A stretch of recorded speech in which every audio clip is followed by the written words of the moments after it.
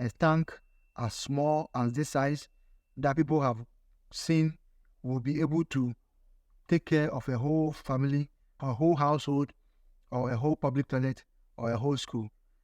The reason is that when you compare the size of a biodigester to the septic tank or to a KVIP construction, you realize that the size is small, and then people are most of the time wondering, and they don't actually believe when you tell them that this is what they need for their alternate wastewater management.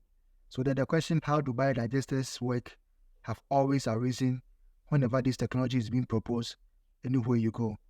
If you become an installer, that's one of the key questions that you'll be required to answer each house or everybody who calls you and want to inquire about your services.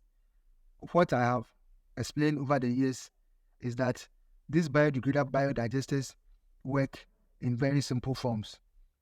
There is a digester bed, and then there will be layers of these digester beds.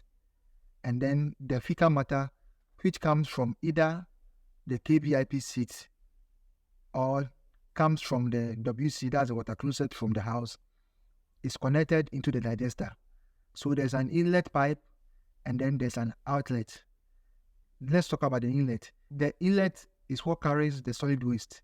So the solid waste comes into the digester and goes on top of the digester, which you will be required to fill with materials and then organisms that will aid in the decomposition.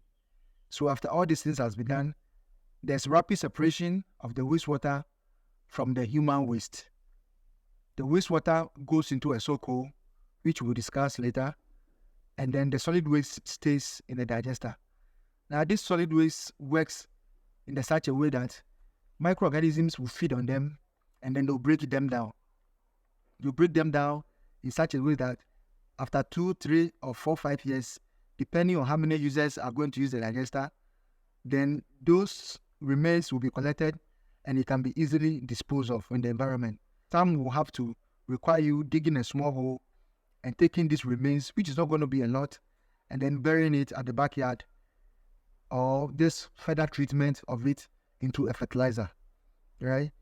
Remember, this is in the sharp contrast septic tank system or the traditional manhole, whereby the solid together with the water will have to be collected and then taken out to a treatment plant to be done.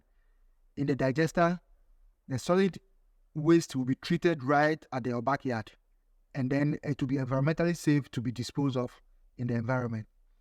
Because of the rapid separation of the wastewater from the solid waste, what is left is the waste that will not breed any odor, because then the microorganisms will feed on them and then they break them down into manageable waste.